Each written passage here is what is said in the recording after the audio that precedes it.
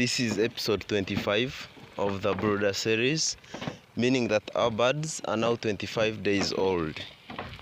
It is in the previous episode, that is episode 24, that we chose to change the feeders.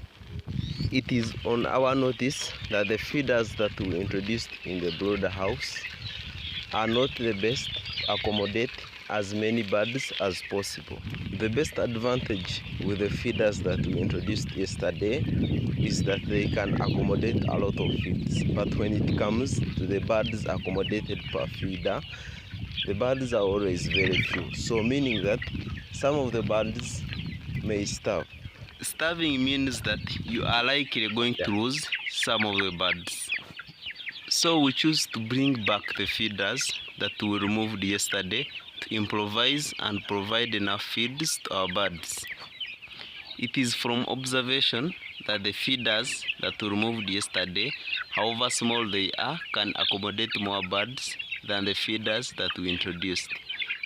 So one may prefer these feeders because they accommodate more birds.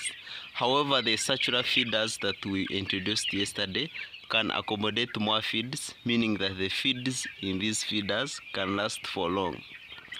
Therefore, for time-saving purposes, one may need to purchase more of the circular feeders so that you have almost all the birds feeding at the same time, rather than bringing in these other smaller feeders in which you may have to put feeds all the time.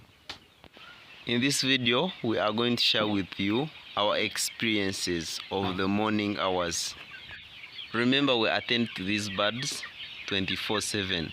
So this means that even at night, we are always checking on our birds.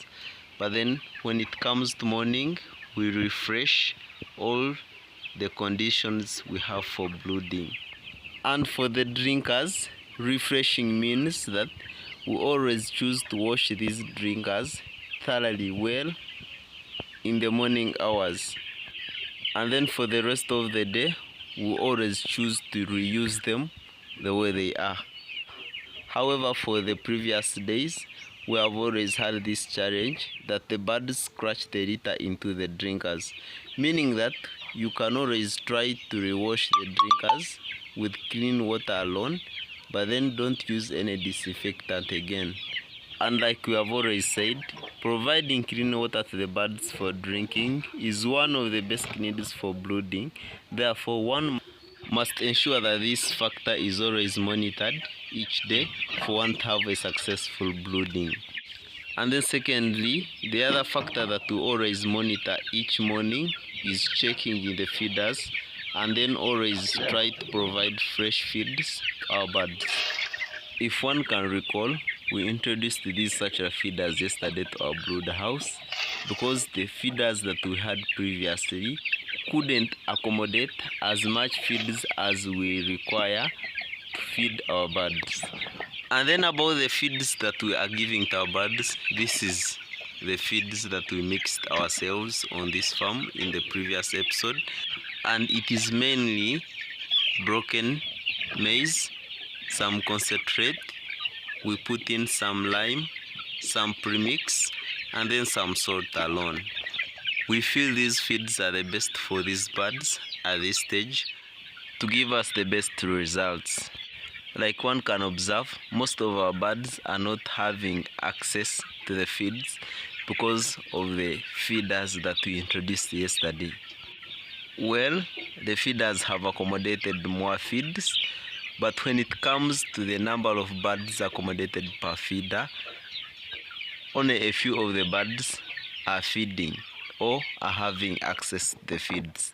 And therefore we have no other option other than bringing in more feeders so that we don't starve some of our birds. We choose to use these bricks so that we raise our feeders a little bit high, such that the birds don't scratch the litter into the feeds. Thank you for following up this series, and if one has not subscribed to this channel, make sure you subscribe and hit that notification bell so that you are always among the first people to know each time we upload a new video. consider checking out for our previous episodes also if this is your first time to be on this channel, so that you don't miss out wonderful content about brooding chicks. If one has enjoyed this piece of content, like it, share it with a friend, and use the comment section to share with us your experience with brooding chicks, especially the local ones. So this is it for episode 25. See you in the next episode, which is going to be episode 26, in which we are also going to share our daily activities and practices with the experiences that we have on this farm. And if one has any questions about brooding chicks, you can use the comment section to reach out to us. We shall be able to respond to you as much as we can in the shortest period of time.